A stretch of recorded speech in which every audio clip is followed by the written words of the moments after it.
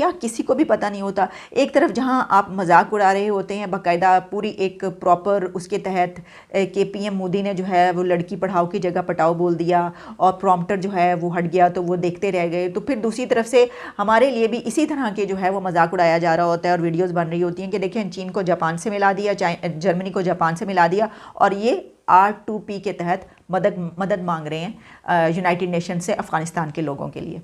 China और पाकिस्तान के ताल्लुक कुछ अरसे से ख़राब है और वो ख़राब इस तरीके से है कि आप जानते हैं कि यहाँ पर दासू डैम का जो वाक़या हुआ था दहशतगर्दी का, उसमें उनके कोई 10, 12, 13 के करीब लोग जो हैं उसकी हलाकतें हुई थी। हेलो दोस्तों, जय हिंद। पाकिस्तान मीडिया का कहना है कि प्राइम मिनिस्टर इमरान खान कब क्या कहते हैं उनको खुद को भी पता नहीं चलता है। पाकिस्तान मीडिया का कहना है कि इमरान खान जिस तालिबान की हेल्प की थी अब उनके खिलाफ बात कह रहे हैं। अमेरिका को ये कह दिया कि आप अपना फौजी अफगानिस्तान में भेजो और उनकी मदद करो, और उनका ये कहना है कि पाकिस्तान और चाइना का रिश्ता कुछ दिनों से ख़राब चल रहे हैं। पाकिस्तान में कुछ दिन पहले बम धमाका में चाइनीज़ लोगों की मौत हो गए थे। अब उनके कंपेंसेशंस में $11.6 मिलियन की मांग की। तो चलिए देखते हैं आज की इस वीडियो को, लेकिन उससे पहले अगर आप इस चैनल पर नए हो तो चैनल को सब्सक्राइब करें ताकि हर वीडियो आपको मिलती रहे। प्राइम मिनिस्टर इमरान खान अक्सर औकात अपनी तकरीरों में और अपने जब सोशल मीडिया पे लिखते हैं तो तब भी जो वो दस्ती बम है वो अपने ऊपर फाड़ लेते हैं, और कभी जर्मनी और जापान को मिला दिया, कभी प्रेसिडेंट रेगन की बात को कहीं से कहीं ले गए, कभी अंडे मुर्गे, ये सब चलता रहता है। अब उन्होंने यूनाइटेड नेशंस को ये कहा एक ट्वीट के ज़रिए कि अफ़गानिस्तान की R2P के तहत मदद की जाए। अब आप जानते हैं R2P क्या है, मैं आपको बताई देती हूँ। पहले मैं आपको ये बताती हूँ कि प्राइम मिनिस्टर की तरफ से जो ट्वीट किया गया वो क्या है। वज़ीर आज़म की तरफ से जो ट्वीट किया गया वो था कि आलमी बरादरी की जानिब से हंगामी तौर पर भूख व फाका कशी के किनारे पर खड़े करोड़ों अफ़गानियों के लिए इंसानी बुनियादों पर इमदाद दरकार है, जो कि मुत्तफ़िका तौर पर इख्तियार किए गए अक़वाम मुत्तहिदा यानी यूनाइटेड नेशंस के फ़राहमी तहफ़्फ़ुज़ के उसूल R2P के तहत ये हंगामी मदद फ़राहम करने की पाबंद भी है। उन्होंने ये कहा।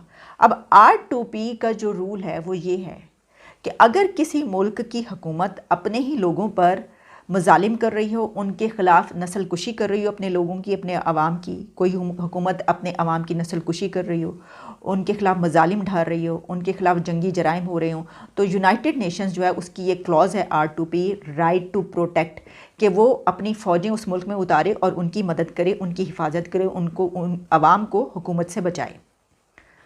तो इस असूल के तहत जब आप लिखते हैं तो आप ये कह रहे हैं कि आप अपनी फ़ौजें अफ़गानिस्तान में उतार दीजिए। तो एक तरफ देखिए, वैसे तो प्राइम मिनिस्टर हमेशा से ही अफ़गानिस्तान की मदद के लिए कह रहे हैं और अपने लिए तो कशकोल पकड़ा ही हुआ, लेकिन उनके लिए भी फिर पकड़ लिया गया, देखा हमने, और मदद की अपील की गई। ठीक है, वहाँ पर एक बहुत बड़ा बहरान है, वो तो सभी, हमने भी कई मरतबा इस हवाले से बात की और अपील की कि ये उनकी मदद की जाए। पूरी दुनिया से वहाँ पर भेजा जा रहा है, बल्कि मैं देख रही थी अब तो कहीं से एक एम्बेसी भी वहाँ पर खोलने की बात हुई है, और यूनाइटेड नेशंस के जो सेक्रेटरी हैं उन्होंने ये कहा है कि इस बाकी सब चीज़ों को छोड़ दें, इस वक्त वहाँ पर मदद की ज़रूरत है। लेकिन अब एतराज़ ये किया जा रहा है कि R2P जो है वो है कि जहाँ पर आप एक फ़ौजी कार्रवाई करें और वहाँ के लोगों को वहाँ की हुकूमत से बचाएं। तो भाई ये तो वो हुकूमत है तालिबान की, आपने तो तालिबान के ख़िलाफ़ ही ट्वीट कर दी। उसके बाद उन्होंने उसकी वजाहत भी की। जब ये पता चला कि लोग तो इसके ऊपर एतराज़ कर रहे हैं और एक मरतबा फिर ऑब्जेक्शन आ गई है और पूरी दुनिया में ये बात की जा रही है कि ये क्या है, इन्होंने ये क्या लिख दिया, क्या इनको इस रूल का इल्म नहीं है।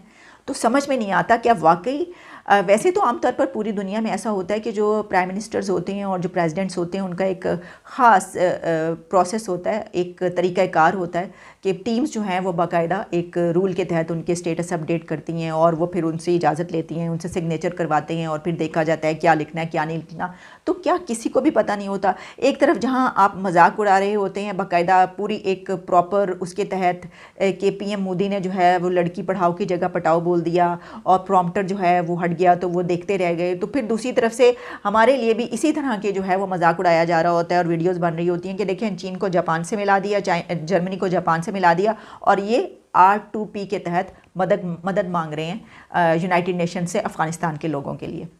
तो ये है सिचुएशन, और मेरा ये ख्याल है कि इसके ऊपर नज़र रखनी चाहिए कि इस तरह की गलतियाँ ना हो। लेकिन वही तो मैं आपको पहले बता तो चुकी हूँ कि भाई अपने ऊपर ही चलता है, सब चल जाता है जो हाथ में पकड़ा होता है उन्होंने बम। एक तरफ तो ये, दूसरी तरफ चलें, आपको ये भी याद रहे कि प्राइम मिनिस्टर जो हैं वो चाइना जा रहे हैं, और चीन में जाते हुए उनकी ख्वाहिश यही है कि वो वहाँ पे प्रेसिडेंट शी से मिलें।